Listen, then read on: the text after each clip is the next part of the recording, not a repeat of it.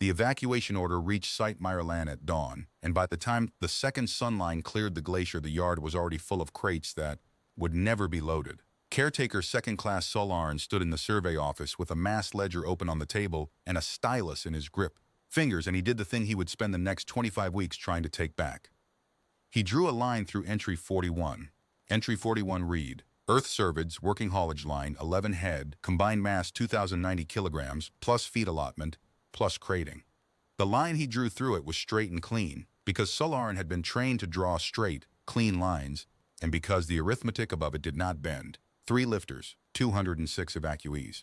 A medical reserve that the Hethred Transit Authority's own code said could not be touched. A closed winter coming down off the pole like a lid being fitted onto a jar. Something had to come off the manifest, and the code told him what order to take things in. And animals came before medicine, and that was the whole of it. Strike confirmed? Asked the manifest officer on the link, a Pelin with a voice like gravel settling. Confirmed, Sol said. Entry 41, non-essential biologicals. Struck. It took 4 words. He would think about that later in the dark weeks, when he had a great deal of time to think. 4 words spoken in a warm office by a clerk who had never once stood in the stockyard he was emptying with his mouth. The trouble started 11 minutes afterward, when the handler found out. Her name was Asta Rind. She was the smallest adult human on the site roster, a wind-burned woman of 51 who ran the haulage line that pulled survey sledges out to the bore fields, and she came through the office door with snow still on her shoulders and the manifest officer's notice in her fist. "Whose line is this?" she said. It was not a question. She put the notice on the table in front of Sol and flattened it with her palm. "Whose arithmetic?" "Mine," Sol said. "The Andrine do not flush. Their blood is brine, their hearts are slow, and their faces were built by a cold ocean that never asked them to be expressive." But Sol's third eyelids came down halfway, which among his people is what shame looks like, and Asta Rind had worked beside Andrine for 6 years and knew exactly what she was looking at. "Then unmake it," she said. "Find me 900 kilos. I'll leave the crates. I'll leave my own gear. They can ride loose-tied in the hold. They've done it before. They stand better than cargo does." "The mass isn't in the crates," Sol said. "The mass is in the medical reserve and the fuel margin, and I can't touch either.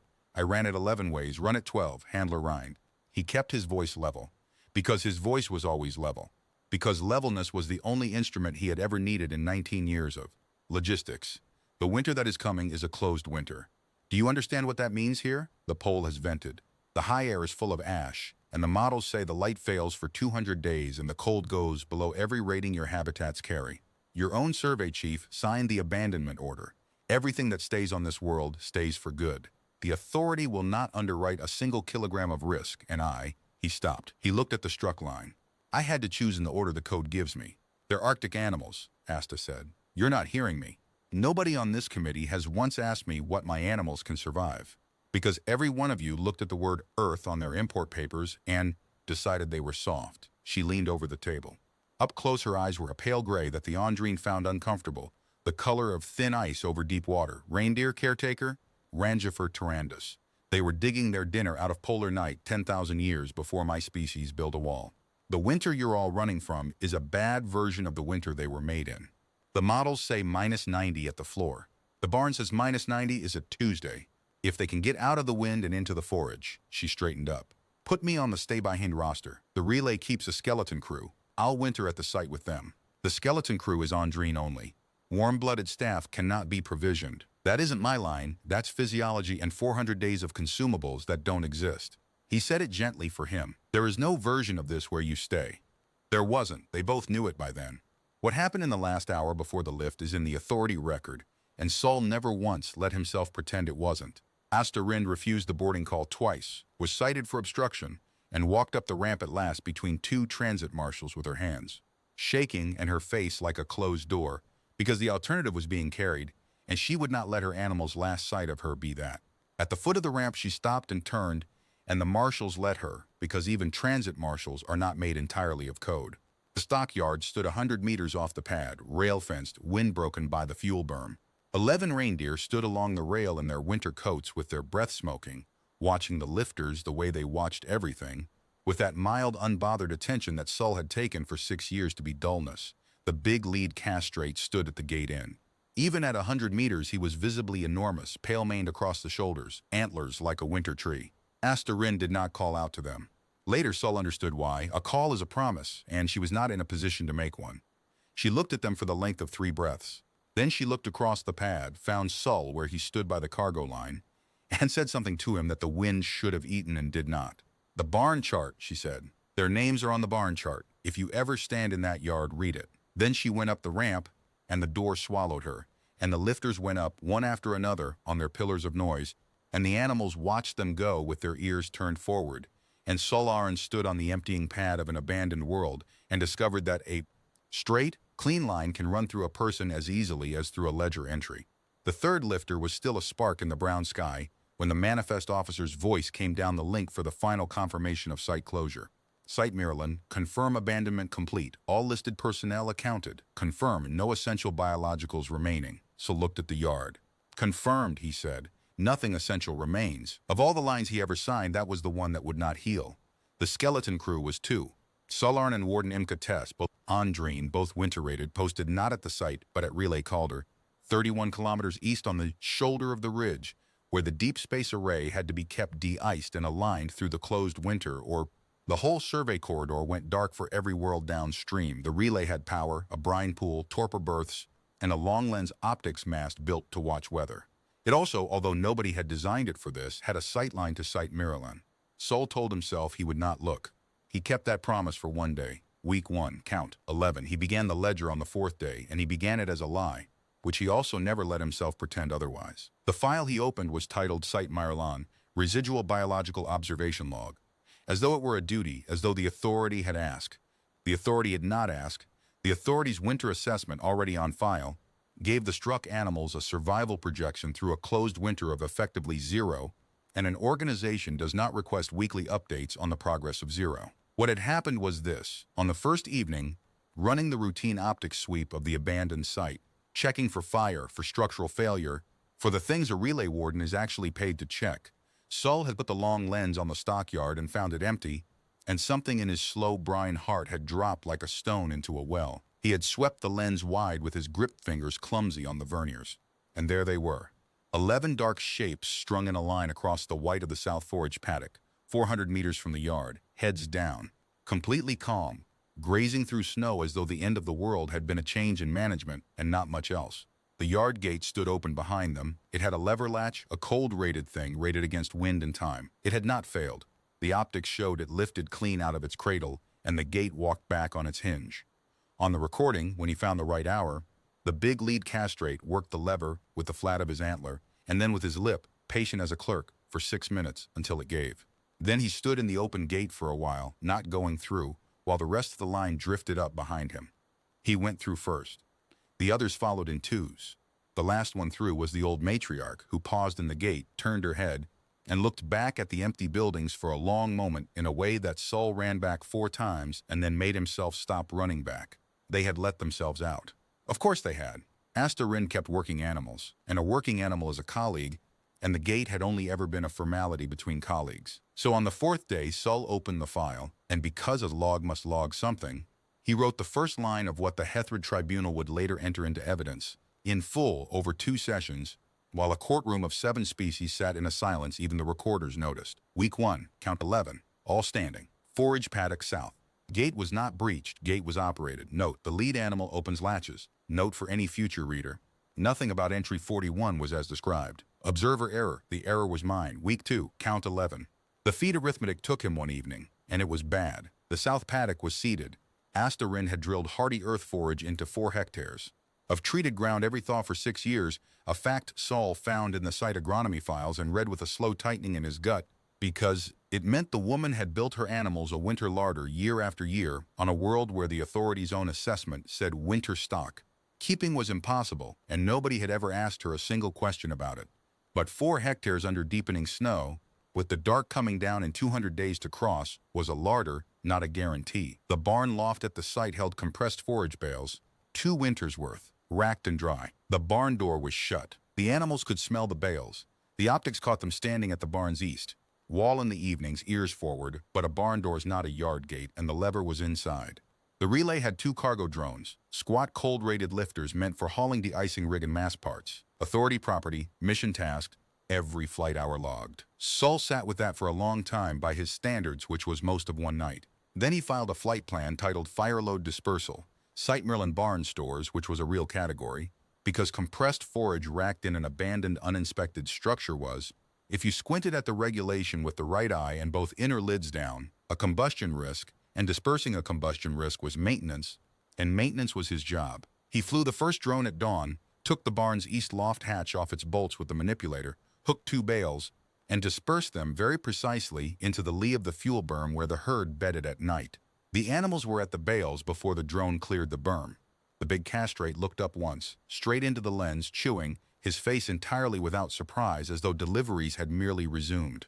The matriarch did not look up at all. Sol flew the drone home, logged his fire load dispersal, and found Imka Tess standing in the operations room with her arms folded and all 4 eyelids at the angle that meant she had been reading his power draws.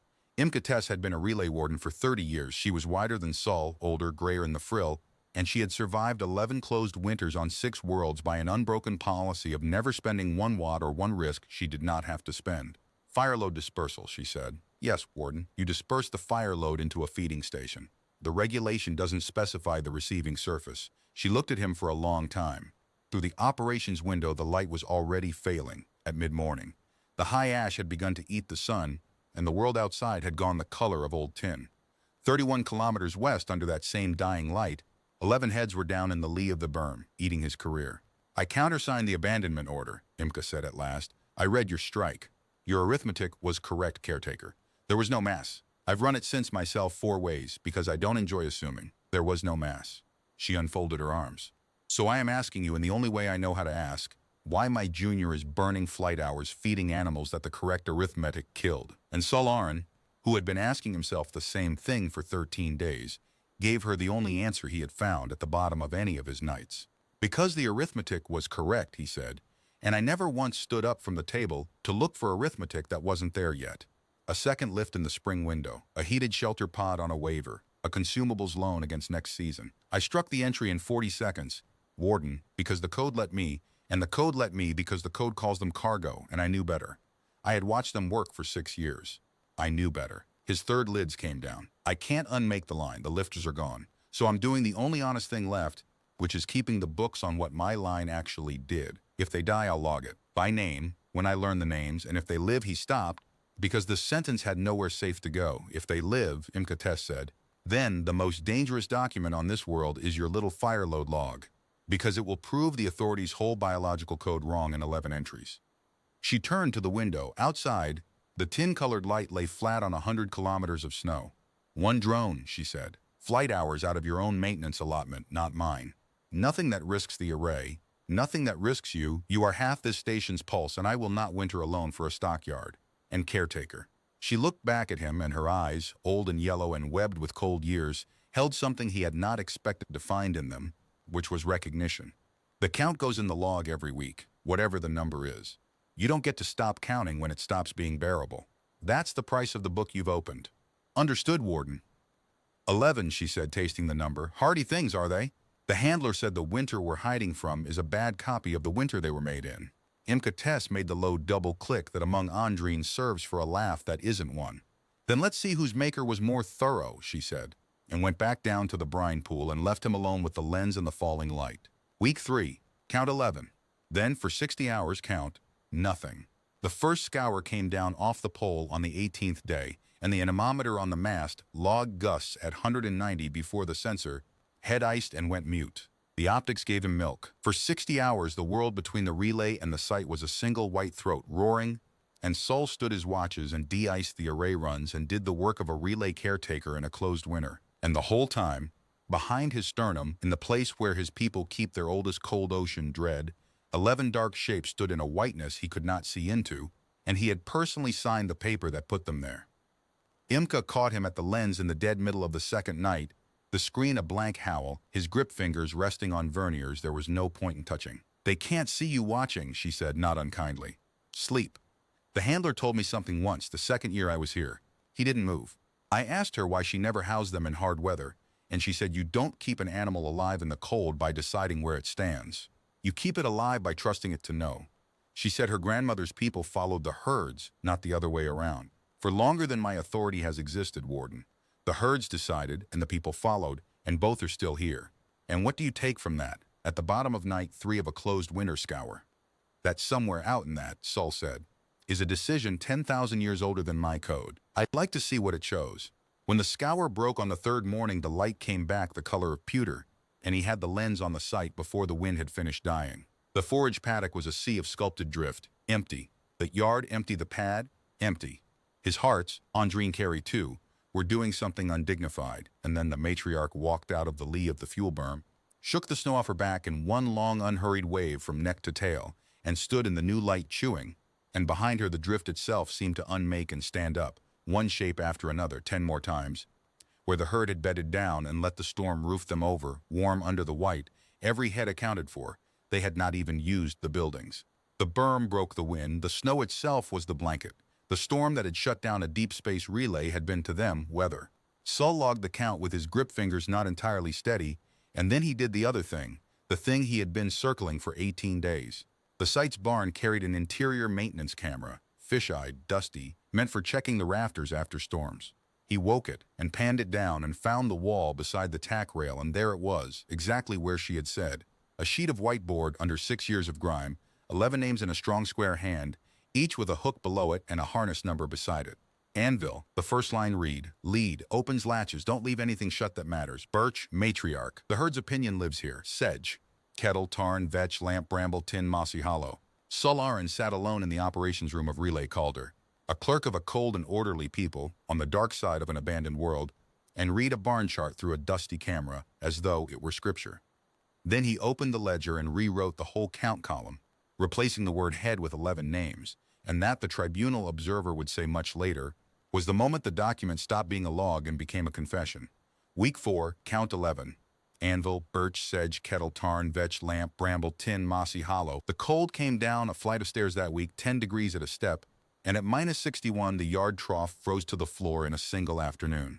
Reindeer can eat snow. He had read everything in the site files by then, every husbandry note Astorine had ever filed, her handwriting blunt and her margins full of weather, but snow is expensive water. An animal pays body heat for every mouthful, and the dark months were coming when heat would be the whole economy. The survey reactor at Miralon idled at 4%, untended, doing nothing but keeping its own core honest. Its waste heat loop ran under the yard on its way to the dead habitats, and the trough line teed off it, and the valve was electric, and the electric was live, and the remote was sitting under Saul's grip fingers at a console 31 kilometers away. He opened the valve. Steam stood up off the trough by evening, a thin white flag against the dusk, and the herd filed in from the paddock and drank in order of rank. Anvil first, Hollow last, and Saul watched the white flag of his small treason flying in the long lens and felt, for the first time since the lifters went up, something adjacent to peace. Caretaker, Imka said from the doorway, you are running a stockyard from my relay. Yes, Warden. She came and stood at the second screen, watching the trough steam, the dark heads dipping. The light was nearly gone now at what the clock still insisted was midday. In another 20 days, it would not come back at all. 4% reactor draw, a teed loop, no array exposure, she said, in the tone of a woman writing the defense brief in her head. Log it as freeze protection of residual site plant, which it also conveniently is. She watched the matriarch lift her dripping muzzle and test the wind. 11, she said again, the way a person checks a pocket to feel a coin still there. Understand something, Saul. I have buried colleagues into closed winters. The winter does not negotiate, and it does not tire, and it has not yet noticed your stockyard. Not really. When it does, and it will, the deep dark is its noticing. There will be nights when the only thing your lens shows you is what you cannot do. The book has to survive those nights too. So tell me now, while it's cheap to say, how far does this go? When the drone fails, when the loop fails, when the count is wrong, how far do you follow them down? Saul looked at the trough, the steam, the 11 names in his ledger. I signed them off the last lift in 40 seconds, he said. I'd like to find out what the opposite of 40 seconds is. Imka Tess was quiet for a moment. Then she made the low double click. 25 weeks, she said. Roughly, that's the opposite. Get some sleep. Caretaker. The dark isn't even here yet. Week 5 count, 11, visitors 6. The Korich came up out of the vapor seams on the 29th day, with the last of the real daylight, and Saul learned what fear costs when it has to be carried at a distance of 31 kilometers. He knew Korich from the hazard briefings. The world's own winter answer, low-slung pack hunters the length of a sledge, 6-limbed, Gray as the tin light, with wide vapor-sensing faces and a metabolism that ran arithmetic colder than any clerk's. Korak did not rage and did not gamble. They walked the margins of a thing for as long as it took to price it, and they bought only what was cheap. 6 of them came over the south ridge at dusk and strung themselves out along the paddock fence line, and the long lens shook very slightly with the shaking of Sol's grip fingers until he locked the gimbal and made himself only watch. The herd did not run. That was the first thing, and he wrote it down while it was happening, because writing was the only thing his hands could usefully do. They did not run. They came up out of their feeding craters and flowed together with no sound the microphone could separate from wind, and in less time than it takes to log it, there were no longer 11 reindeer in the paddock. There was one shape with 11 engines, a rough ring, haunches in, heads out, offensive antler standing in the blue snowlight, and the 2 oldest animals, Anvil at the ring's north gate, Birch at the south, stood a pace forward of the wall like the capitals of 2 columns. The Korak walked their margin. One, bolder or hungrier, came in at a slant to test the seam between vetch and bramble, and the seam closed before it arrived, the whole ring rotating a few degrees at once, like a lock turning, and the Korak stopped and stood and read the new price and did not pay it. No animal touched any animal. Nothing snarled, because reindeer do not snarl, and a thing that has hunted vapor seams for 1,000,000 years does not waste breath on theater. The whole encounter was conducted in silence, in geometry, in a bookkeeping older than any authority, and after 2 hours and 10 minutes the Koraks simply were not there anymore, gone back down the seams to find arithmetic that came out in their favor. The ring held for another quarter hour. Then Anvil turned his head. The ring loosened back into 11 grazing animals, and the paddock looked the way it had at noon, except that nothing would ever look quite the same to Solaran again. They priced the herd, he wrote, and the herd set the price, and the price was.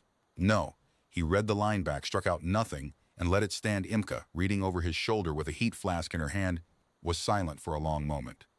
I've seen garrisons do worse against Korak, she said at last, with wire and watchtowers.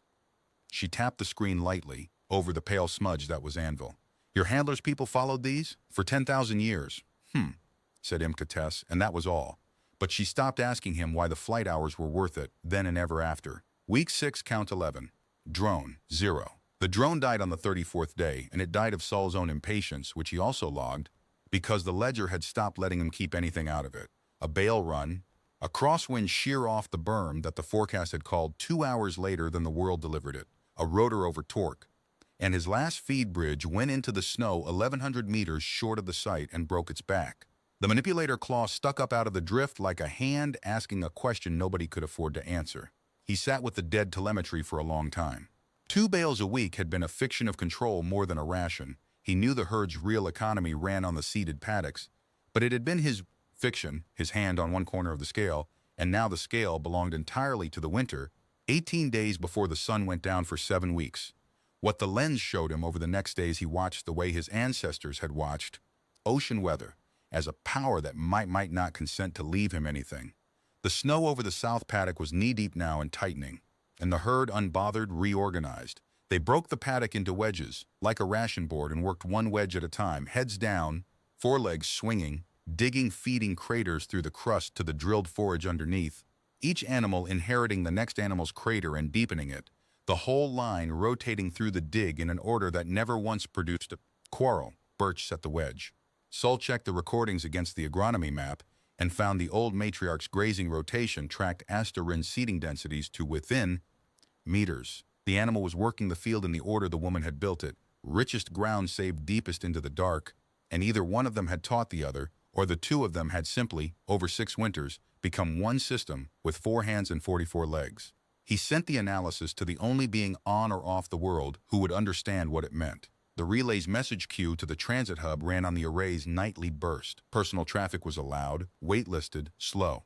He attached the rotation map and the crater recordings and the feed arithmetic, and he addressed it to A. Rind, Displaced Persons Manifest, Barenth Hub, and he stared at the message body for a long time and finally wrote, Your larder is being eaten in the correct order. I thought you would want to know it works. All 11 are standing.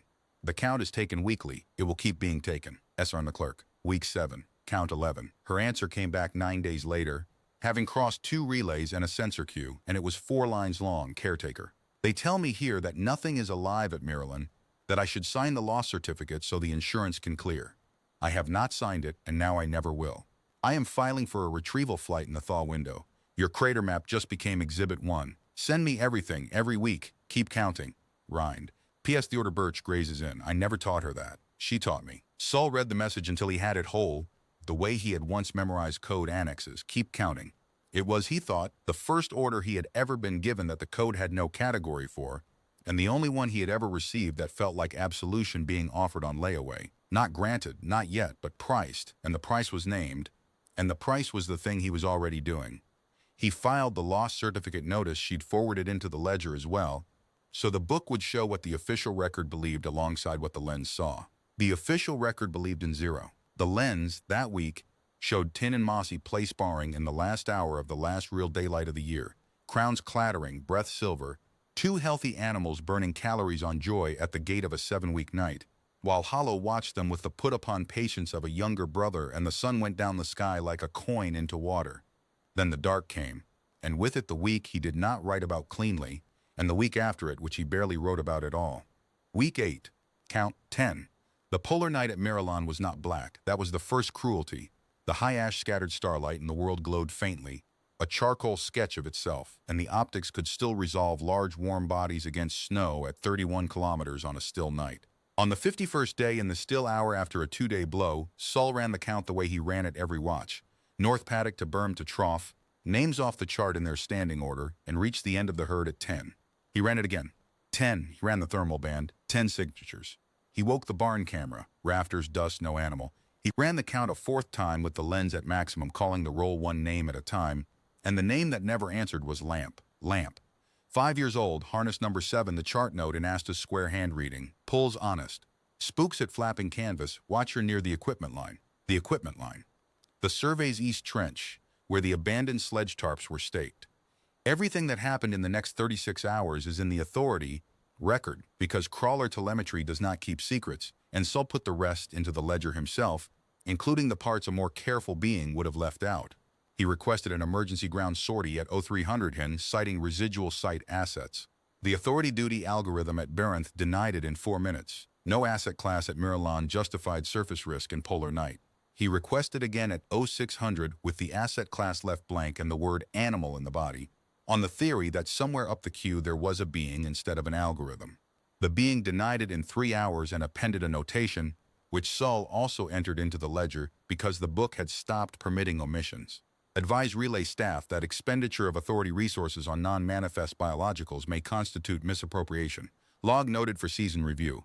He read the notation twice. Then he stood up, walked to the equipment bay, and began the cold start checklist on the crawler. He was at item 9 when Imka Tess appeared in the bay door with her arms folded. The denial was explicit, she said. Yes, Warden. The misappropriation notation has my name on it, too. I'm the Warden of Record. Yes, Warden. -78 on the flat. Vapor fog in the seams. Korak moving somewhere under that fog, and a crawler heater that has not been load tested since before the vent. She watched him fail to stop working down the checklist.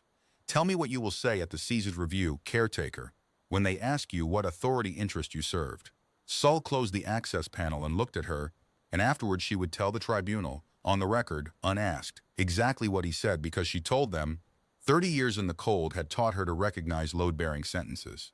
I'll tell them the truth, he said, that their code priced 11 lives at 0 and was wrong by 11, that I am the clerk who signed that price, and the review can have my certification whenever it wants it, but it can't have the animal in the trench. She isn't theirs. She was never theirs.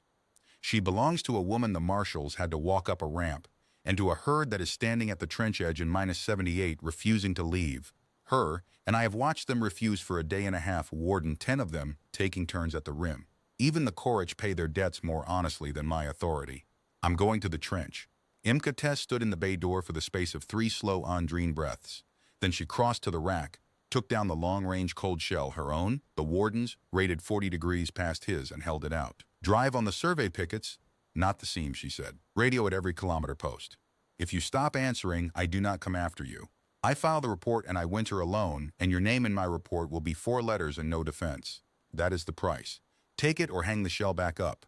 Taken, Saul said. The drive took 5 hours. He never afterward described the middle of it. Except in the ledger, in one line, the dark out there is not the absence of anything. It is the original thing. The lights of the crawler bored a moving room out of it, and the room moved with him. And twice the edge of the room held eyes, low and paired and patient, that priced him and let him pass. When he came down the last grade into Mirrorland, the herd's heads all turned at once into his lights. 10 crowned silhouettes around a black seam in the snow, exactly where the lens had promised, XE's hailing silver. And Sol Arn got out of the crawler onto the surface of the world he had abandoned and walked, for the first time in his 19 years of stewardship over their manifest weights, in among the animals themselves. They were enormous. The lens had never once told him the truth. Anvil's shoulder was level with Sol's eye frill, and the warmth came off the big castrate's body like the open door of a kiln, and the herd did not run from him and did not threaten him. They simply factored him, a brief turning of heads, a recalibration, and then Birch swung her muzzle back toward the trench, to the job, as if to say, "You're late, clerk, and the shift isn't over." Lamp stood at the bottom of the equipment trench, 3 meters down, wedged at the hip between a sledge frame and the ice-cased wall, exhausted, frost on her muzzle, alive. The snow at the trench rim was packed hard with a day and a half of hooves. They had not been able to reach her. They had not left.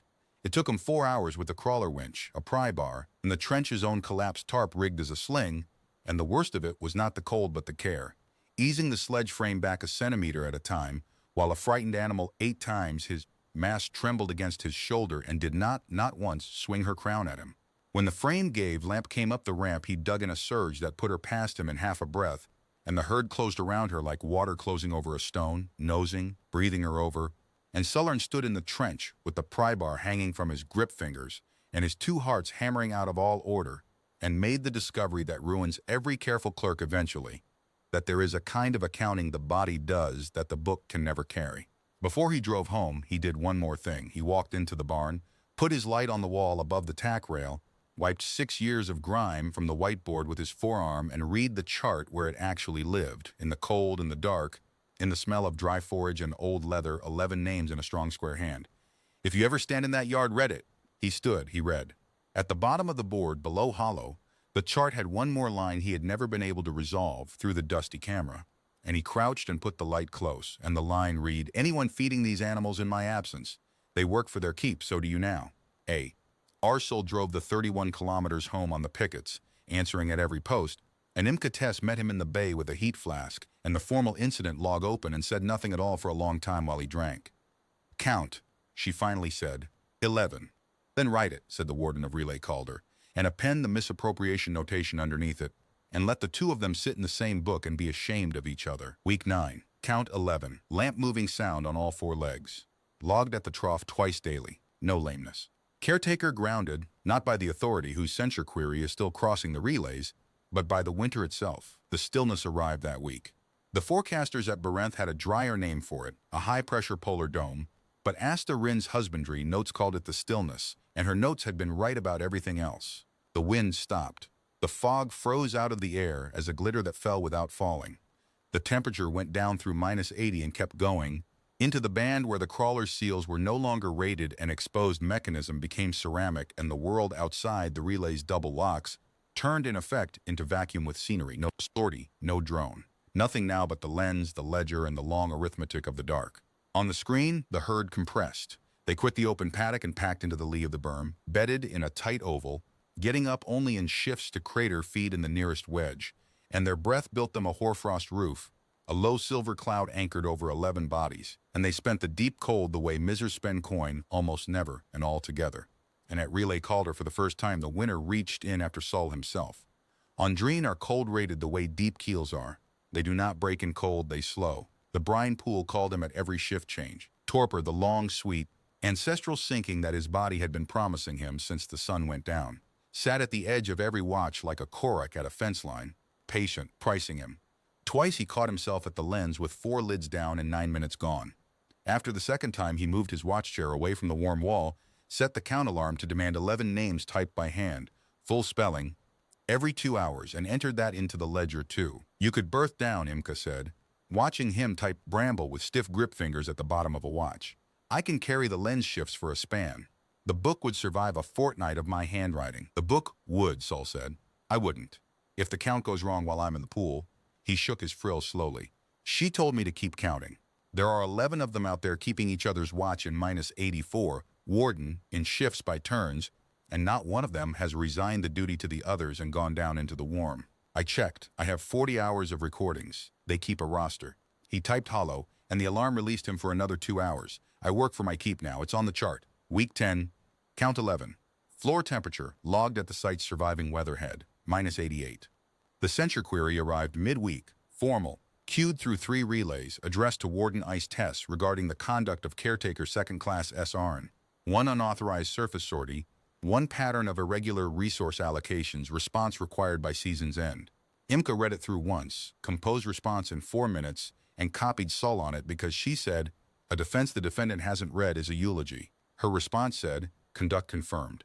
Allocations occurred under my warrant as Warden of Record in protection of residual site assets whose loss certificate remains unsigned and whose ownership therefore remains active. The authority is reminded that its own code, Schedule 2, makes a warden the sole judge of winter risk inside her own perimeter. Season review may address its questions to me. The warden's assessment of caretaker Arn's conduct is appended. The appended assessment was 1 line. He keeps the best books I have seen in 30 years, and he has stopped keeping anything out of them." "You made yourself the wall," Sol said. "I made myself the warden," Imka said. "It's the same shape." She filed the response into the burst queue. "Mind, if the count fails, no wall holds. You understand that? If the herd dies, the book is just the autopsy of a misappropriation, and they will have us both, and they will be half right to." She looked at the screen, the silver hoarfrost cloud over the bedded herd, the shift feeder, sedge, by the chart, up to her brisket in a crater, mining the dark for Astron's 6-year-old foresight. And if the count holds, the same book burns their whole biological code to the waterline. "We are wintering on a document, caretaker. I have wintered on worse." Week 11, count 11, and then the relay itself began to starve. The stillness was hard on animals and clean on machines. The storm cycle that broke it on the 73rd day was the reverse. Ice fog rode in on the returning wind and plated the array, the mast, the power vanes, the world, in clear glaze 2 fingers thick, and the relay's generation dropped by 1/3 in a single watch while the de-icing load doubled. The arithmetic that came back was the oldest one. Something had to come off the manifest. Sol ran the numbers 11 ways because that was his way, and the trough loop at Miralon, his one remaining hand on the scale, the white flag of steam that had flown against the dusk since week 4, was the only discretionary draw left on the board. He sat with the valve command on the screen for a long moment. Then he closed the loop, and the flag came down, and he wrote in the ledger, "Today the arithmetic was correct again, and I obeyed it again. And the difference between this line and entry 41 is that this time I will watch what it costs." What it cost, the lens told him over the next days, was almost nothing, and the almost nothing broke something open in him that the great storms had not. The herd came to the dead trough on the first evening, in order of rank, and found it iced. Anvil stood over it for a while. He worked the surface once with a 4-foot, cracked the skin ice, found the hard freeze beneath, and stopped. No panic, no insistence. An honest test honestly concluded. Then the herd moved off east, deliberate single file, birch-breaking trail along a line that tracked the buried survey road, 2 kilometers out to the old bore field, where the world's own deep warmth bled up a fault and the survey's abandoned bore casing stood in a permanent thaw ring, steam-feathered, and there was open melt at the casing foot, and they drank. They had always known it was there. That was the thing he sat with after, in the dark of the operations room. The trough had been convenience, not need. Her animals had carried the map of their own survival the whole time, and his valve, his small treason, his hand on the scale, the herd had factored it exactly the way they had factored him at the trench. A useful colleague while present, not load-bearing. Nothing about them had ever been load-bearing on him. The realization arrived not as relief but as a strange scouring humility, and he wrote it down in the form the tribunal would later read aloud against the authority's entire schedule of biological assumptions. Correction to all prior entries. "I have been logging this winter as a rescue. The books were wrong. There is no rescue here. There is a herd wintering competently on ground, their handler provisioned for 6 years, and there is a clerk at a lens learning, week by week, the size of what he signed away. Revise every projection upward. They are not surviving the deathworld winter. They are working it." Week 12. Count. 11. Authority midwinter assessment, received and filed. Site Maryland, residual biologicals, presumed non-viable. Do not expend resources. Close file. He did not close the file, he answered it. It took him 3 nights, and it was the most careful document he had built in 19 years. The full count series, week against week, 11 names with body condition scoring against the husbandry standards in Astarin's own files. The crater rotation analysis against the seeding map, the Korok encounter, timed and diagrammed, the storm bedding thermals, the bore field water line, the lamp retrieval with the trench rim hoof pack photographed and the 36-hour vigil time stamped, 10 animals holding a rota at the edge of a hole in -78. He titled it Field Correction to Midwinter Assessment. Submitted under Schedule 2 Warden's Warrant, and Imka signed the warrant line without being asked, and the nightly burst took it up and out into the relays. Addressed to the authorities' Season Review Board, copied to A. Rhine, Displaced Persons Manifest, Barenth Hub. The authorities' acknowledgement came back in 9 words: received. Filed for season review. Resource directive remains in force. ASTAs came back in 2 bursts. The first was Data, her formal petition docket, now carrying his crater map stamped as Exhibit 1 and a new line, Exhibit 2, Field Correction Relay Calder, and a note. The board granted me a hearing for the thaw window. Your correction did it. They couldn't square non-viable with 11 condition-scored animals working a grazing rotation, so they've stopped trying to settle it on paper. They want the count certified at the pad, live by an authority veterinary officer, before any retrieval lifts. Which means, caretaker, that all you have to do now is what you've been doing. Keep counting, keep them countable. The second burst was 11 seconds of audio, no text. Wind at first, recorded on some other world's pad years ago. Then her voice, the working voice from the husbandry files, low and even. Anvil. With me. And the sound, unmistakable, even compressed across 40 light years of relay, of a big animal's breath arriving beside the microphone, calm as the tide. He played it once and filed it. Then he played it once more. Then he set it as the count alarm's release tone, so that every 2 hours all winter at the bottom of the dark, the watch would end with her voice saying with me, and he never told anyone that, but he put it in the ledger, because the ledger had stopped permitting omissions. Week 13. The week without a count. The long dark storm cycle began on the 85th day and did not end for 9. 3 scour fronts stacked into one another off the pole, the anemometer head sheared away entirely at something past 200, and the relay rode it out on its anchors like a keel in a 100-year sea, while the optics gave him nothing, a white roar 9 days long. On the 5th day, the array's northern run iced past the heater's capacity to shed. Alignment began to drift, and the whole reason 2 Andrine had been left on this world that winter came due at once. It is in both their statements plainly told. They roped together, warden and caretaker, and went up the mast in the lull between the second front and the third, into wind that still walked them sideways a hand width at a step, and they broke glaze off the feed horns with mallets for 2 hours and 11 minutes at temperatures that made their joint seals ring, and at the top of the mast, clipped to a ladder rung above 100 meters of howling nothing, Sol Aron felt his inner lids icing shut and his deep brine pulling him down toward the long sleep with both ancestral hands, and what he did by his own statement was recite the chart. Anvil, birch, sedge, kettle, tarn. Vetch, lamp, bramble, tin, mossy hollow.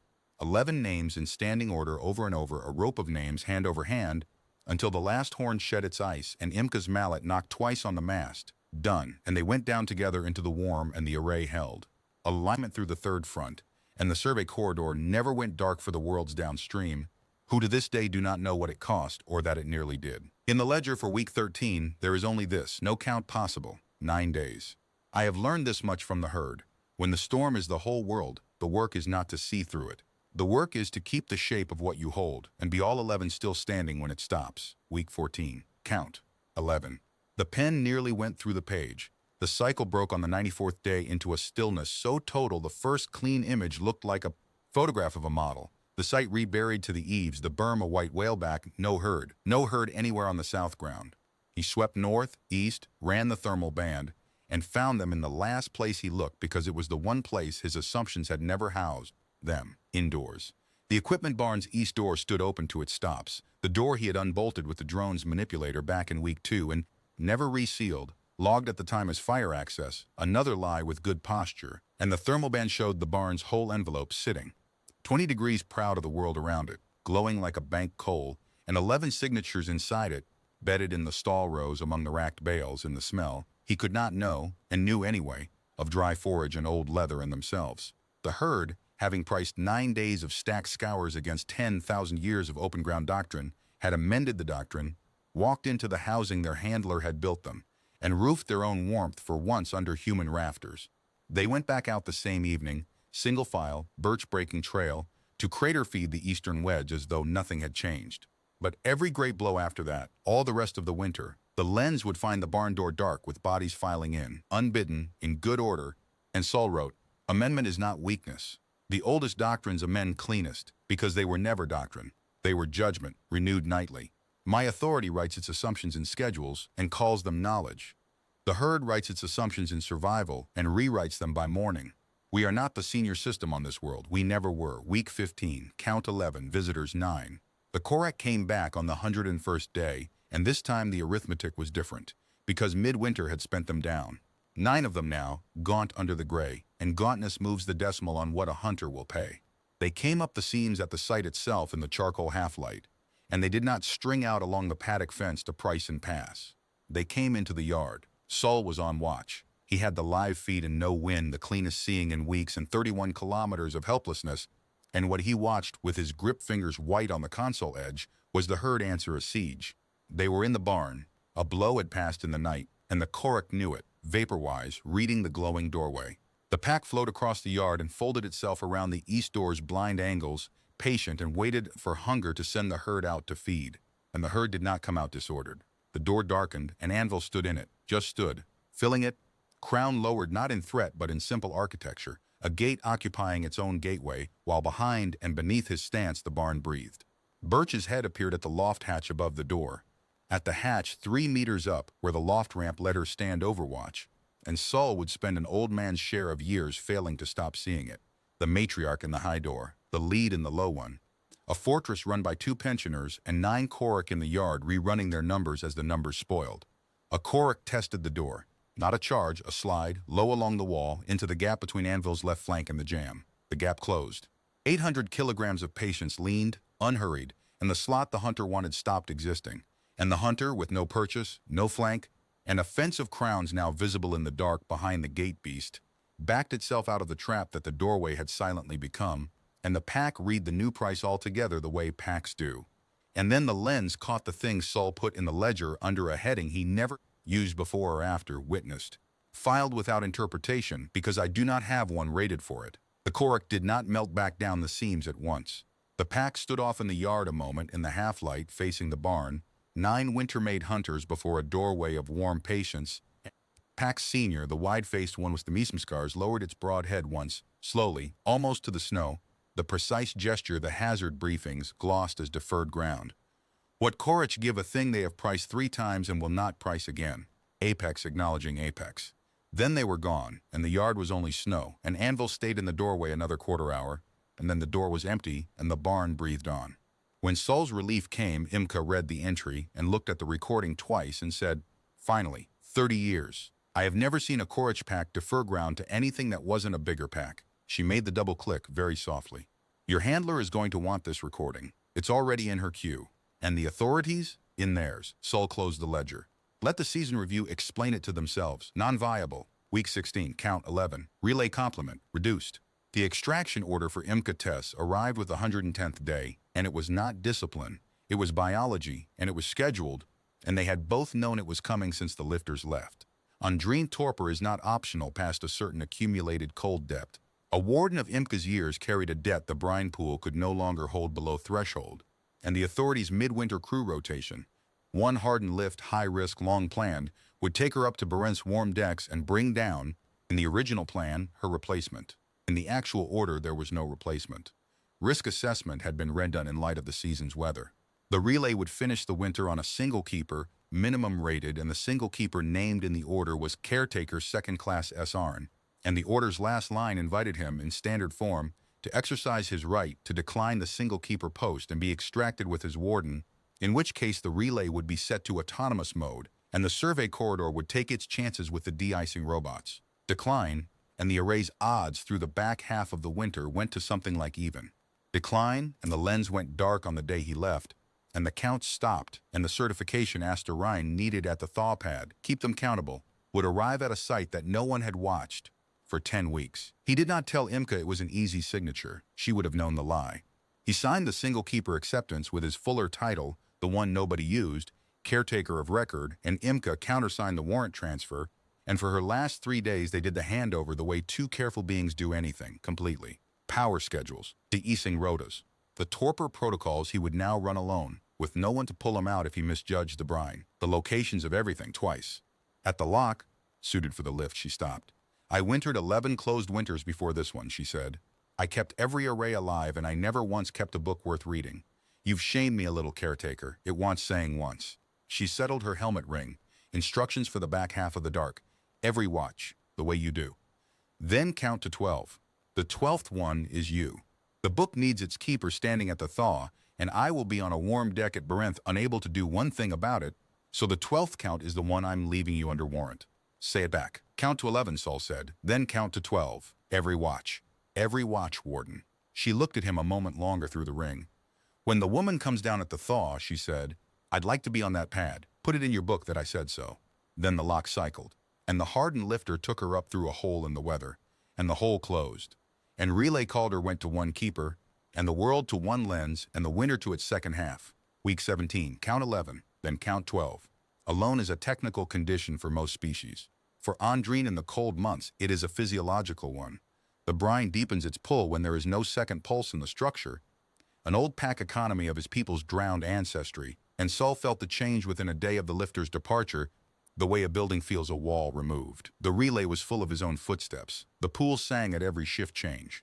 He moved his berth into the operations room, set the count alarm's interval down from 2 hours to 90 minutes, and taped, physically taped, with mass tape, the most analog act of his career, a strip of board above the main console with 12 names lettered on it, 11 in his careful hand and the 12th, Arn, in letters he made deliberately square, in another hand style, because the order to count it had come from elsewhere and he wanted the board to show that.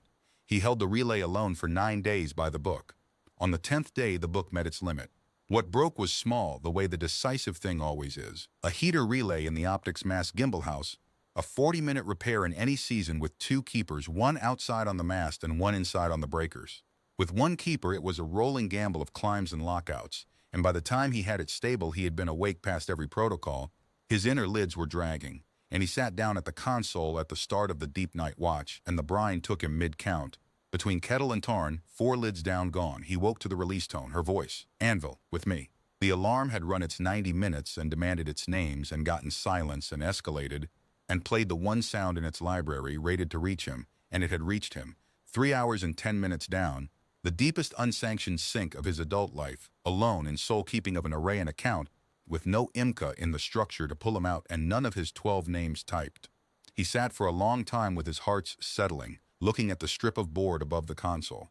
Then he made the decision the tribunal would spend a full session on, the one the authorities' council would call the abandonment of his post, and the surveys council would call the only competent risk assessment of the entire winter, and which Saul himself, in the ledger, called by its name. Relocation of the keeper to the keeping. The relay did not need his body. It needed his judgment, his alarms answered, his repairs made, and every system in it ran remote capable to the site survey office by design, because the survey office had been the relay's own control room before the array went autonomous capable 2 expansions ago. The cabling was in the trench. The office was rated. The reactor idled at 4%, capable of 40. What the regulations said was that the keeper kept the relay from the relay. What the winter said was that a lone Andrine 31 kilometers from the nearest warm pulse was a keeper budgeted to fail before thaw. And the nearest warm pulses on the world, the only ones, were 11, and they kept a roster, and they had never once lost the count. He drove the pickets on the 122nd day in the long blue lull behind a front, with the crawler heaped to its rails, tools, rations, the brine cells, the ledger. The herd was in the yard when his lights came down the last grade, and this time every head turned and stayed turned, and when he climbed down stiff into the snow, Anvil walked the length of the yard to him, unhurried, enormous, breath-rolling, and stopped an arm's reach away and looked at him with the mild, unbothered attention that Saul had once mistaken for dullness, and then the big castrate turned and walked toward the barn, and stopped and looked back. Even a clerk understands a foreman. So be strangest span of Solarn's life, and he wrote it plainly in week 19 and never struck it, the least lonely. He kept the relay from the survey office. Alarms routed, optics slaved, the array's pulse on his board day and night, the de-icing rotas run by remote hands that he checked with the lens every clear hour, and he kept the rest of it on his feet, in the cold, by lantern, in the work that the chart had assigned him from the beginning. They work for their keep, so do you now. He broke the skin ice at the borefield melt each morning.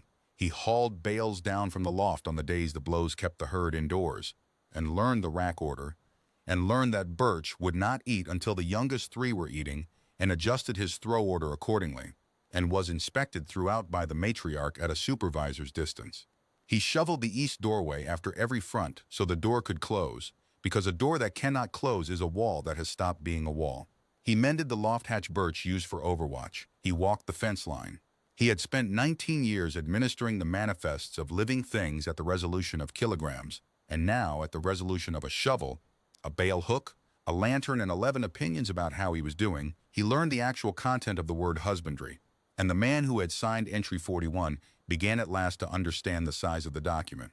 The herd folded him in the way they had folded in everything else the winter had brought them, as a fact factored. By the second week of his residence, they had assigned him things. Anvil met the crawler at the grade on his return runs and walked it in, a one-animal escort the crawler did not need and Sol did not decline. Tin and Mossy, the young pair, took to standing at the office's seaward window at dusk, two crowned silhouettes blocking his light until he came out for the evening rounds, the herd's alarm clock, set to a clerk. And in the deep blows, when the world outside went back to the original dark and he sat in the office with the erased pulse on the board and the wind trying the rafters, he could put the lantern on low and look down the row and see 11 shapes bedded in the bale warmth, breath rising, the hoarfrost roof of them silvering the rafters, and the office thermometer would read what it read because the barn shared its envelope, and the plain truth which he entered without ornament was, the keeper is kept. Structure temperature is animal temperature. I am wintering on their margin, not they on mine. Let the season review parse who was provisioned for whom. Week 17 closed that way, and the light began its return. A gray seam at the horizon at first, minutes a day, then a low ember of sun that rolled along the world's edge without rising, and the herd grazed longer wedges, and the worst of the cold depth lifted off his brine, and the count every watch ran 12. Week 18, count. 12, lesson. The keeping runs both directions, and the herd kept the books on it before he did. The ash snow came that week, and it was a different animal from anything the winter had thrown before. The vent at the pole had been quiet for months, but a late pulse pushed a plume into the high air, and what fell on Miralon for 4 days was not the dry squeaking powder the herd dug in the wind, sculpted. It was gray-white fine as flour, twice the weight of honest snow, and it fell in a calm, no scour to strip it, no wind to pack it. It simply accumulated, hour over hour, on every horizontal surface on the site, and Sol, walking his lantern rounds with the stuff settling on his shoulders like wet sand, logged the load numbers off the office weatherhead and did not, at first, do the one piece of arithmetic that mattered, because 19 years of manifests had trained him to weigh what moved, and the roof of the equipment barn did not move. The herd did the arithmetic first. On the 4th night of the fall, in the deep watch, Sol woke in the survey office to a sound he had never heard the herd make. Hooves on the yard's case-hardened crust, many of them, unhurried but in motion, in the bedeck calm night when 11 animals should have been bedded in the bale warmth, burning nothing. He went out with the lantern and found the barn emptying. Not in alarm, there was no alarm anywhere in it. That was what raised the frill hairs along his neck. But in good order, single file out the east door, Birch already standing far out in the open yard with the youngest 3 behind her, Anvil at the door, last as always. Seeing the line out, the big castrate looked at Sol across the lantern light and then looked up once at the roof line and walked out into the open and stood with his herd. Sol put his light up the east wall. The barn's roof carried a meter of gray flour that should have been 30 centimeters of white powder, and as he stood there with the beam on the long steel purlin above the loft, the building spoke, a single deep wooden groan. The sound of a structure renegotiating a contract, and somewhere above the stall rose a fastener let go with a crack like a knuckle. What followed went into the ledger in the dry voice he kept for the things that frightened him most. He spent the rest of that night and all the next day on the barn, alone on a roof in falling ash snow, with the herd standing watch in the yard below in their crescent, and the order of operations he owed entirely to a manual he had mocked in another. Life, Asterin stead file, tabbed and weatherproofed, hanging beside the tack rail, the page headed in the square hand roof load, ash fall, do not wait for the second groan. Vent the loft heat first, so the bottom layer would not slick and slide whole. Rope off the eave line, cut relief channels down the slope in thirds, never the middle first. Shore the cracked purlin from the loft floor with the screw jack stored, of course, under the loft stairs, dogged to the exact timber they would someday need to hold. She had provisioned the building's winter the way she had provisioned the herd's. Years deep against precisely this, for whoever stood there when it came. He cleared and shored and vented until his joint seals sang, and twice he stopped, flat on the ridge, 2 hearts hammering, while the roof groaned and held under him, held and settled into its shoring with a sound like a sigh.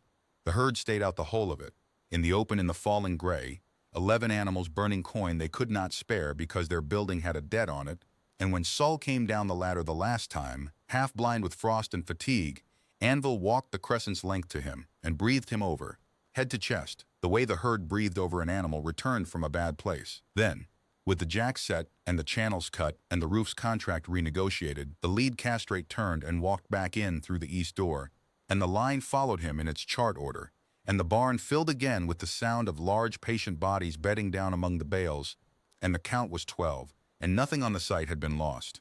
The entry for that week ends. They knew the roof before the roof knew itself, and they put themselves in the cold to wait while the slow one with the lantern caught up. I have read my authority's entire schedule on biological dependency, the chapters on what animals cost, what they consume, what they require. There is no chapter on what they notice. There is no column anywhere in the code for 1,000 kilograms of attention that walks the property at night and counts the buildings the way I count heads. The handler knew. Her file knew. Do not wait for the second groan. I am beginning to understand that I did not winter over with 11 dependents. I wintered over with the most senior staff on this world, and the gray one with the lantern is the junior post and the seniority shows. Week 19, count 12, document 1. He wrote the confession on the 133rd day in one sitting because he had composed it all winter, and the winter was beginning to end, and a confession composed but unfeeled is just a secret with good posture. It was 4 pages, and it was addressed not to the season review but to the authority's standing board, formally under his fuller title, and it said what the ledger had been learning to say since week 1, now in the open, on the record, irrevocable. That on the morning of the evacuation, caretaker 2nd Class S. Arn had struck entry 41 and 40 seconds, lawfully, by the code, and that the lawfulness was the indictment. That the code's category, non-essential biologicals, had been written by beings who had never once stood in a stockyard, and had been applied by a clerk who had stood in one for 6 years and chose the category over his own eyes. That the choice had been real, the mass margin was true, the medical reserve untouchable, and no rearrangement of that day's numbers saved the entry. But that the day's numbers had not been the only numbers, and he had not stood up from the table to go find the others. The spring window second lift he never priced, the shelter pod waiver he never drafted, the consumables loan he never requested, the handler he never once asked what her animals could survive. That an authority whose code can call a working line of 11 names cargo will go on producing 40-second strikes for as long as the category stands, and that he was therefore filing, attached, 20 weeks of evidence that the category was not merely cruel but factually wrong. The count series, the condition scores, the rotation analysis, the CORIC recordings, the storm doctrines, the whole long book of a winter that the authority's own assessment had scored at 0. The last paragraph said, I do not ask the board to mitigate my review in light of this evidence. The evidence is not mine. It belongs to 11 animals and the absent handler who provisioned them. The conduct is mine. I ask only that the board read the 2 documents together, the strike and the count, and decide which of them it wants its code to keep producing. He transmitted it on the nightly burst, both addresses, the board's and hers, and then he went out with the lantern and did the evening rounds. And Birch inspected him from the supervisor's distance, and he slept that night the whole sleep of a man who has finally posted the letter he was. Written to Carey, week 12, replies. 2. The authority's reply was procedural and swift by authority standards, and it arrived with a hiss the censor queue could not entirely launder. Caretaker S. Arn is suspended from logistics certification pending tribunal at season's end. Suspension does not relieve the named individual of single-keeper obligations at Relay Calder, which continue under warrant. The named individual is directed to take no further action regarding non-manifest biologicals. He read it twice and filed it in the ledger directly beneath the week 12 directive it rhymed with, and he could hear Imka's voice as he did it. Let the 2 of them sit in the same book and be ashamed of each other. Suspended but obligated. Directed to do nothing, by the same instrument that required him to keep doing everything. The authority had written him into the exact shape of his whole winter and did not appear to have noticed. Asterin's reply was longer, and he read it standing in the barn doorway in the rolling ember light, with Kettle breathing investigatively at the reader's edge. Caretaker, they read your confession into the hearing record on the 2nd day. I want you to know what the room did. It did nothing. No gaffes, none of that. 7 species of board members just got very quiet and very busy reading, the way people do when a document stops being about the person who signed it and starts being about them. The chair asked authority counsel whether the midwinter non-viable assessment had been generated from observation or from schedule. Counsel asked for a recess. That recess, my counsel tells me, is the sound of a code breaking. Here is where we stand. The retrieval flight is granted, conditional first thaw window, 1 lift, My passage and a veterinary certifier and a tribunal observer who will take your custody up to Barenth for the hearing, they'd have sent for you, regardless. So we made your transport a condition of my flight, which means, caretaker, that you are now cargo on my manifest, and I have priced you essential, and you can sit with that all the way up. The condition is the one we knew. The certifier counts 11 living, transportable animals at the pad, or nothing lifts but people. The pad is across the sorrel from the site. You'll have walked the ice road all winter, but the thaw window is the thaw sol. The river will be rotting under you exactly when we come down. I've crossed it in spring twice with the full line in harness. It can be done. It has to be done at dawn, on the night's freeze in one column, no stopping on the white. So here is your work order by the chart's authority, which outranks theirs. Get them used to the harness line again. The long line order is on the barn wall, anvil leads, birch anchors. Don't argue with her about it, you'll lose. Walk the line out and back on the east road, short and often, they'll remember. They never forget the work. The work is the thing they think we're for. 3 more weeks. Keep counting. ARPS, you sign your letters the clerk. Stop that. The chart says otherwise, and the chart, as you may have noticed by now, is the only document on that world that has been right all winter. He went up to the loft that evening and found the long line order where she said it lived, chalked on the wall beside the tack. 11 names in column, harness numbers, anvil at the head, birch at the anchor, and the gear itself on its hooks, 6 years old and kept oiled by the cold. The next clear morning, feeling like a man performing surgery from a diagram, he laid the long line out across the yard in its chalked order and stood at the head of it with no idea in his body of how this was done. It did not matter. The work knew how it was done. Anvil walked to the head position and stood over his own harness, waiting, with the put-upon patience of a foreman watching a new hire fumble the gate keys, and one by one, in chart order, the line assembled itself around Sol's slow-buckling hands, birch last at anchor, accepting the breeching with the dignity of a magistrate robing, and when the last buckle closed, 11 reindeer stood in a column in the rolling emberlight, in their old order, in their old work, breath smoking down the line like a train of small engines, and the clerk of Relay Calder stood at the head of it holding the lead rope of the senior animal on a death world and understood that he had not trained anything. He had been, at very long last, hired. They walked the east road out and back, short and often, all that week and the 2 after, past the borefield, past the equipment trench, down to the sorrel overlook and back, the column finding its old rhythm, the pace. He knew it from the husbandry files before he ever felt it down the rope that never becomes a hurry and never becomes a halt. Standing at the overlook on the last walk of week 20 with the line breathing behind him, he looked down at the river, still white, still hard, a kilometer of cold road between him and the far bank pad where everything would be decided. But the ember of sun rolled higher along the horizon every day now, and out in the middle distance the white had begun, very faintly, to gleam. Week 21. Count 12, the world, changing sides. The thaw on Hethred did not arrive like a season. It arrived like a withdrawal of troops, the cold pulling back ridge by ridge and leaving behind it a country of traps. The loosening, Asta's files called it, with 3 pages of underlined warnings, and the files were right again. Meltwater ran invisible under sound-looking snow and hollowed it to wafer. The yard turned to gray porridge by day and case-hardened to glass by night. The survey road heaved. And the sorrel, the kilometer of white road between the site and the far bank lift pad, began to talk, long groans and rifle cracks, rolling up the overlook at all hours, the sound of a bridge negotiating its own demolition. The herd renegotiated the world without consulting him as ever. They quit the south wedges whose snow had gone untrustworthy and grazed the wind-scored ridgelines where the ground showed first. They moved by the night freeze and stood out the slop of midday. Birch took the column wide around places that looked to Sull exactly like every other place, and on the 3rd such occasion he walked back to one of them with a probe rod and put it through a sound-looking crust into running dark water a meter down and stopped second-guessing the matriarch entirely. He merely logged the detours and trusted them the way he had learned to trust the bedding rotas and the storm doctrines and the borefield map. The week's fright was Kettle. She came up from the morning watering moving short on the near fore, favoring it by evening, and the old cold dread sat down at Sull's side at once. 3 weeks from the pad, 11 transportable animals or nothing lifts, and a lame animal is an untransportable animal in any certifier's book.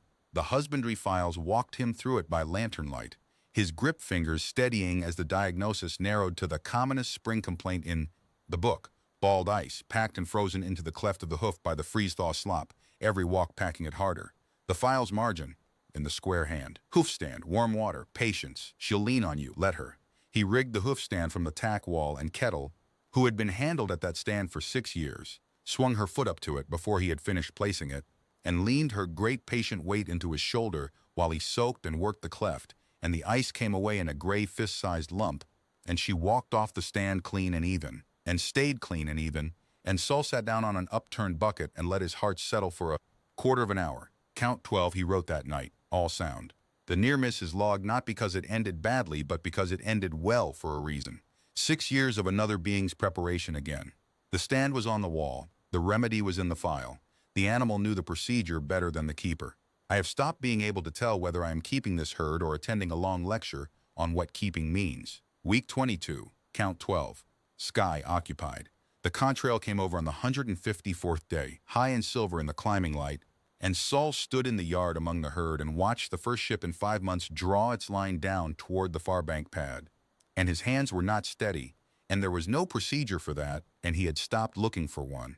The thaw window lift came down on the pad across the sorrel in a column of thunder, and the herd lifted their heads to it and watched it the way they had watched the lifters leave. Ears forward, factoring. The pad's beacon, dark for 5 months, came alive on his board. And then the short-range link, the local band that had carried nothing but his own system's talk all winter, clicked and opened. And a voice he had heard in 11 seconds of audio 400 times that winter said, level and wind-burned and entirely unceremonious. Relay Calder, Site Merlan. This is Riend. I'm told you've been keeping my books. Sul Arn stood in the gray yard with the lead rope loose in his grip fingers, and Anvil's breath rolling over his shoulder, and found that 19 years of voice procedure had deserted him completely. Handler Riend, he managed. The books are kept. Count is 11. He looked down the line of them. The crowned heads all turned toward the thunder and the beacon and the voice. Count has been 11 every week since the lifters went up.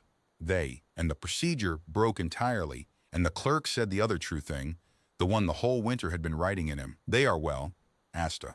They wintered well. They're standing in the yard listening to your engine, and they are better than well. And I have 400 pages of proof, and none of it was my doing. I just kept the count.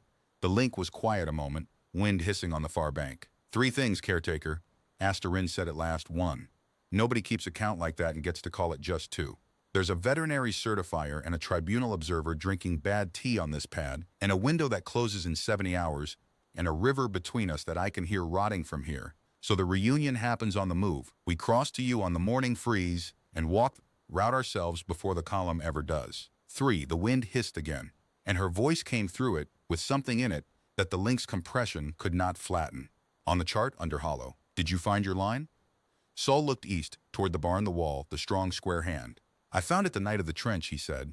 Good, she said. Then you know who you've been all winter. Rind out.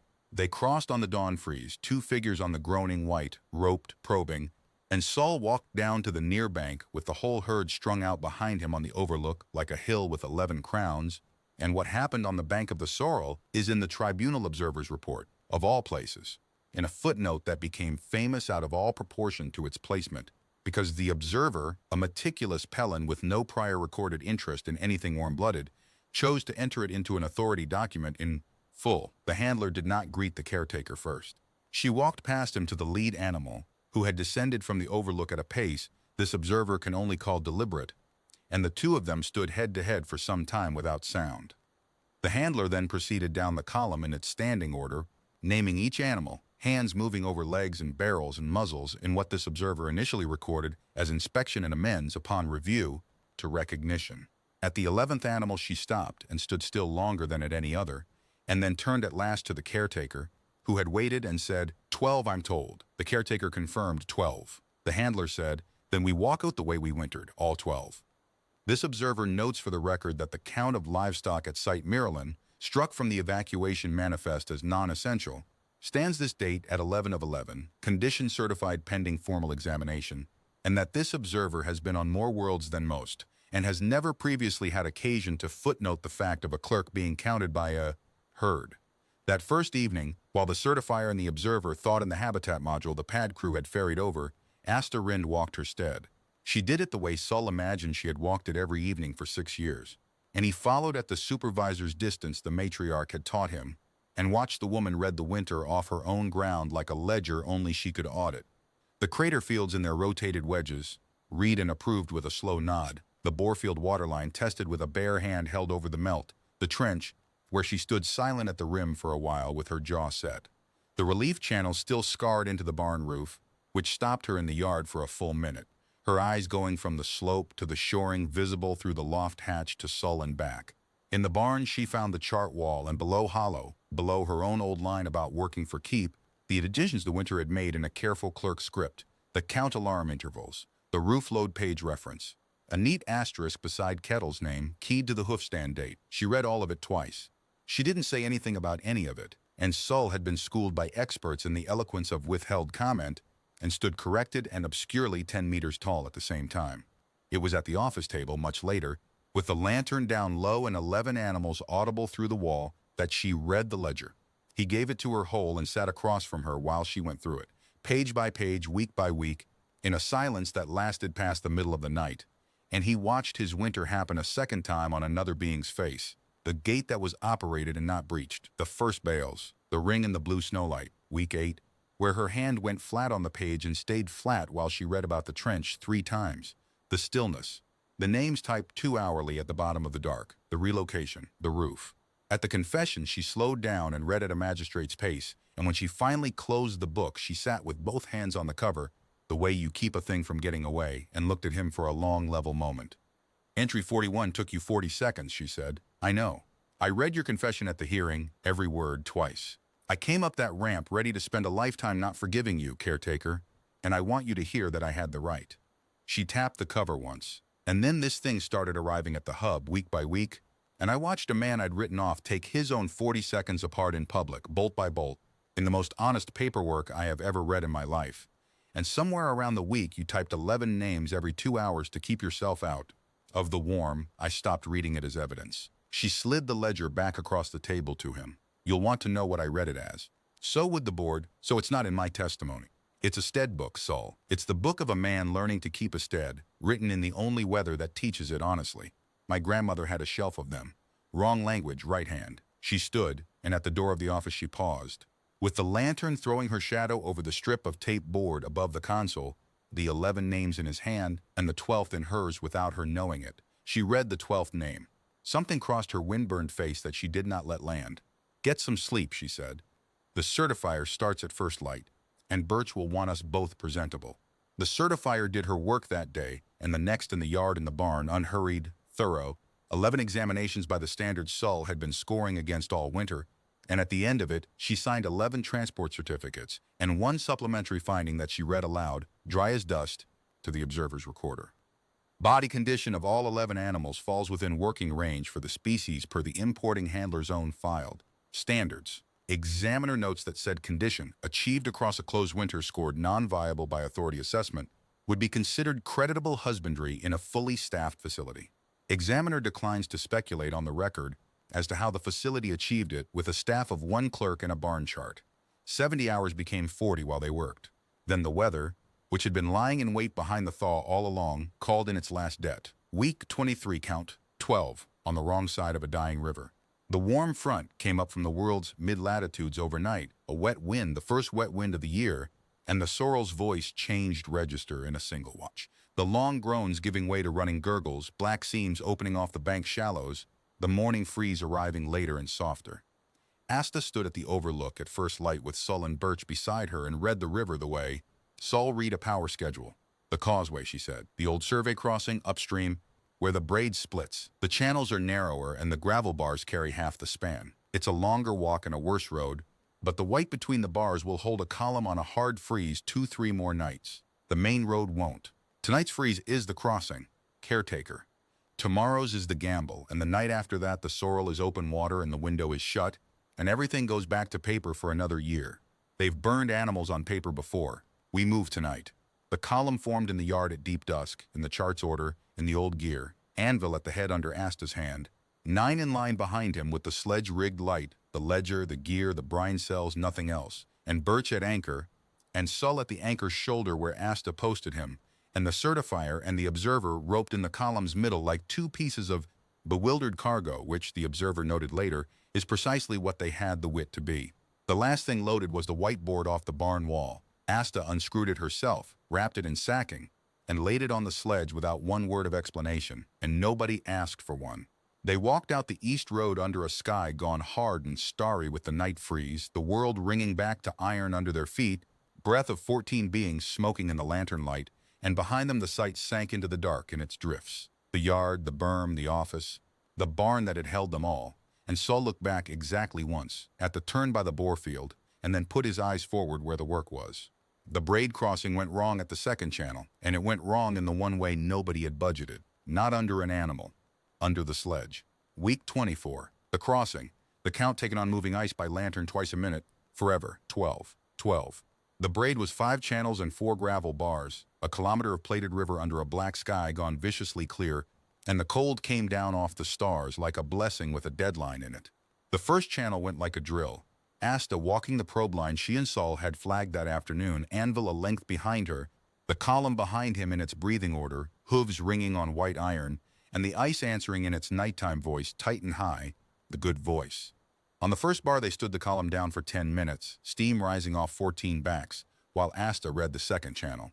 The second channel was wider, and braided wrong, and somewhere under its sound white skin it remembered the warm wind of the day before. She took them across it on the long diagonal, following a seam of older, paler ice, and the column was 3/4 over.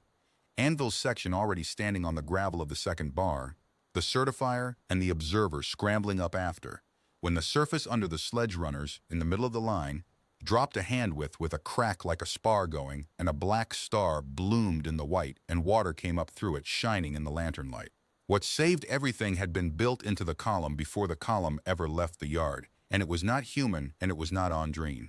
The line did not bolt. A line of lesser animals would have bolted, taken the break wide, dragged the whole plat of them into the black.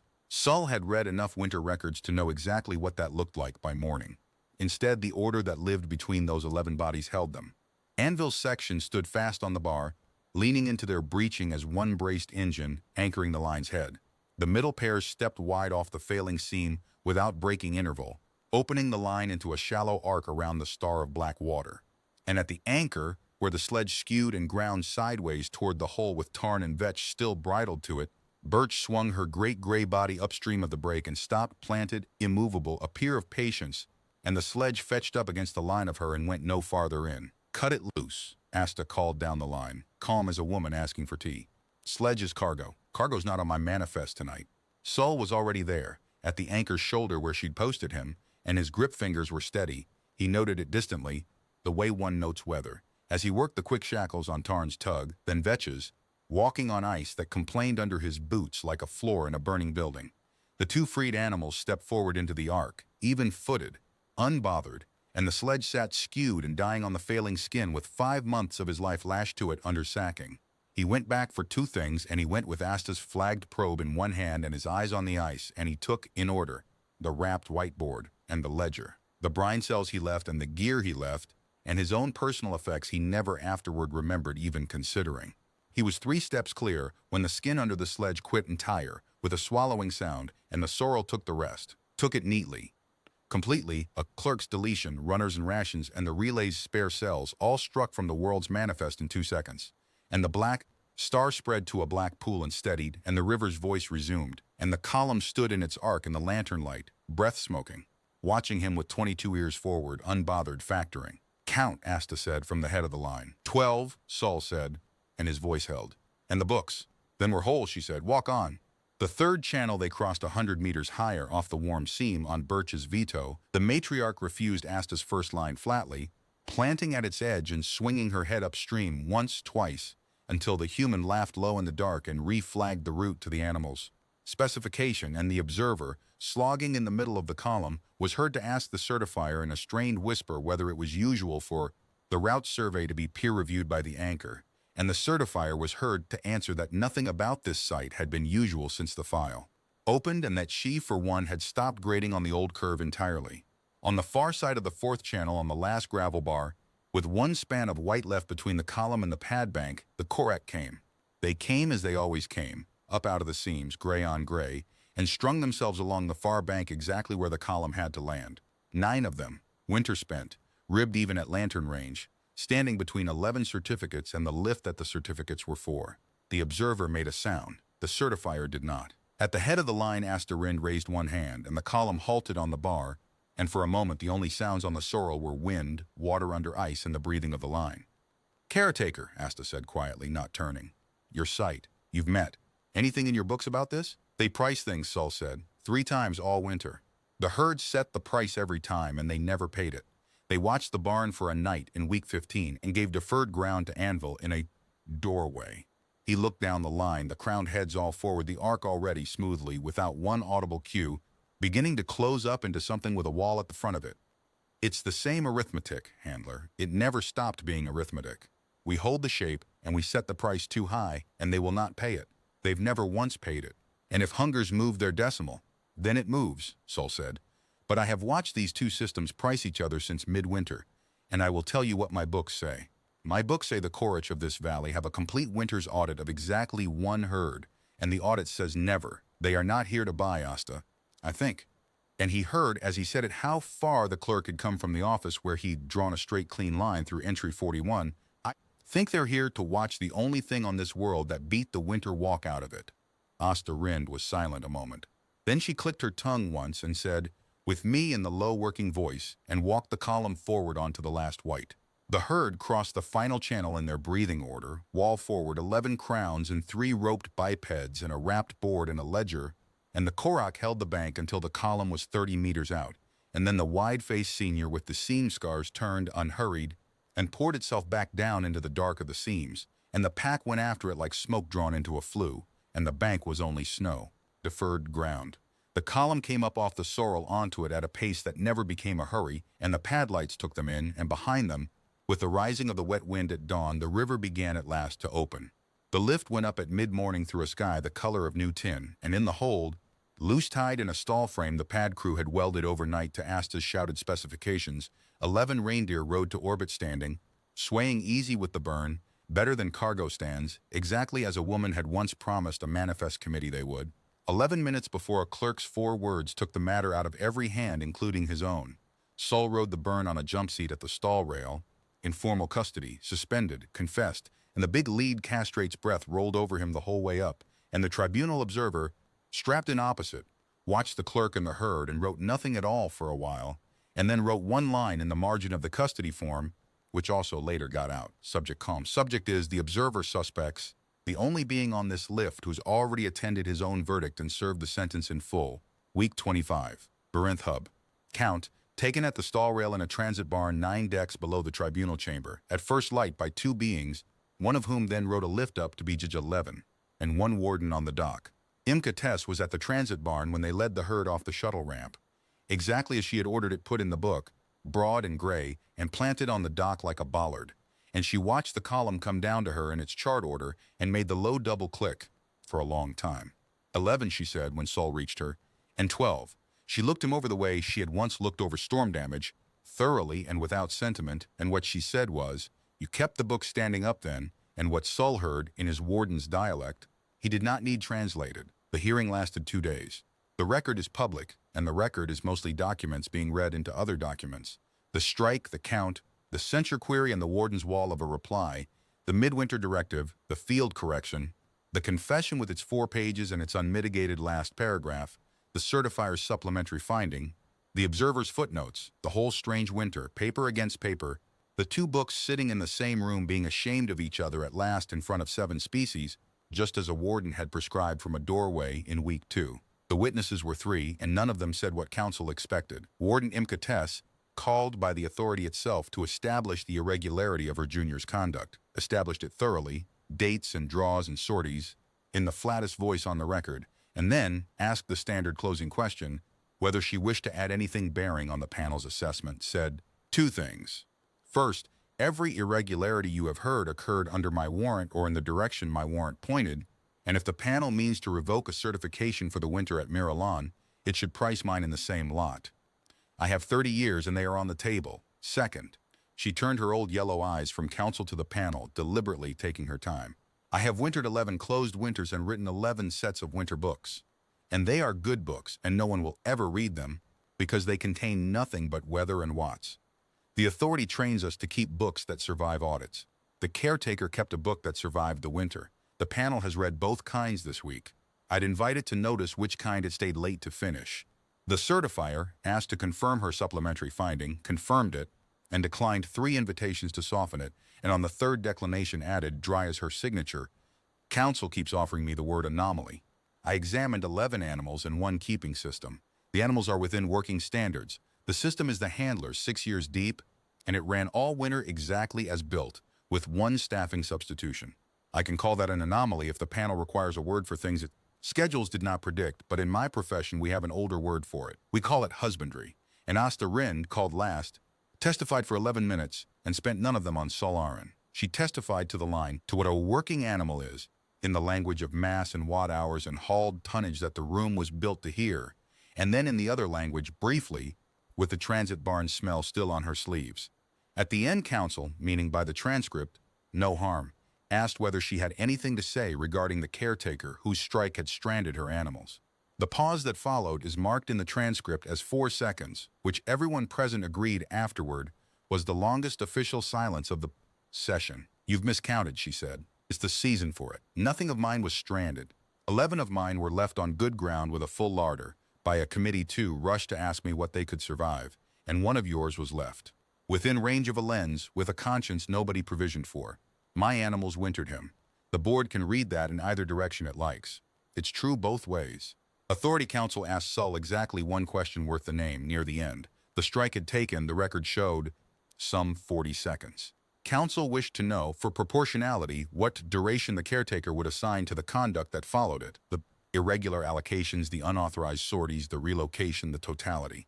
Sularn stood in the well of the chamber, certification already suspended, future already forfeit, and gave the only accounting he had. 25 weeks, he said. It's the opposite of 40 seconds. I had it from my warden, and the winter confirmed her numbers, and I will be checking them for the rest of my life. The verdict, when it came, ran 3 lines, and the tribunal read them flat, as tribunals do. Conduct confirmed. Certification as logistics caretaker revoked. The panel observing that revocation of a certification is the correct disposition for a being who has demonstrated on the record that he no longer believes its premises. Censure entered, and beside it, unprecedented in form, the panel's direction that the censure and the field correction be filed as a single document, inseparable, each the other's context, in perpetuity. And third, the line that traveled, the line the downstream worlds quoted until the quoting wore it smooth. The category itself. The panel finds that the classification, non-essential biologicals as applied to bonded working animals, failed on this record in every particular in which it was tested, and refers it for abolition with this tribunal's prejudice attached, which was not a new code and was not a schedule and was not an annex. It was just a panel of 7 species declining, on the record, to keep producing 40-second strikes, and a door left open by professionals for the worlds downstream to walk through. Asta Rind was waiting outside the chamber with her arms folded and a transit barn smell about her, and she fell in beside him without ceremony, and they walked. Revoked, she said, revoked. Good, said Asta Rind, you were wasted on it. The survey corridor reopens Miralan at the spring window. Same site, full staffing, new winter rules, and I've read the new rules because I wrote the stock pages myself and the board was in no position to argue. The line goes back down with me. All 11. They were bred to that ground 3 generations. It's theirs now, the certifier put it in writing.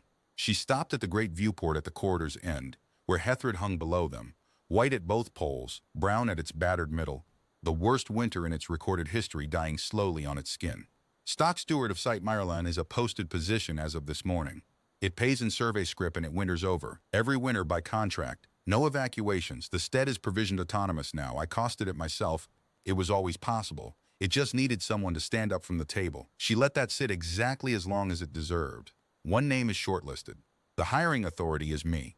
The reference letter is 400 pages long, and the herd wrote most of it. I'd want an answer, caretaker, before the window.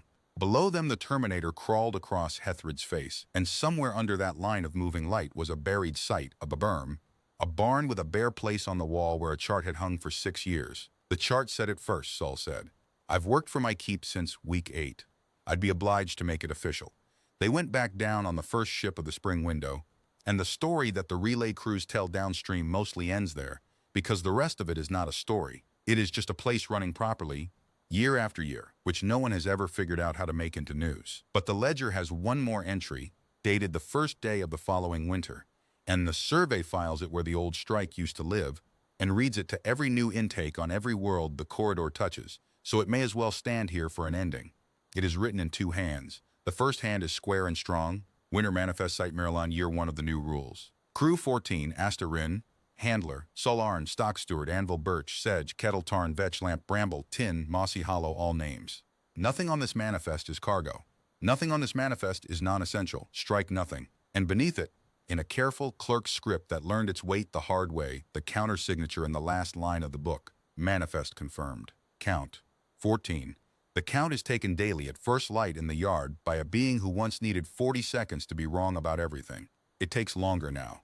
He stands at the rail while the light comes up, and the lead animal walks the fence line to him and breathes over his hands, and the matriarch watches from the high door, and he says the names, all of them, every morning, and the winter can come whenever it likes. The barn chart hangs where it always hung.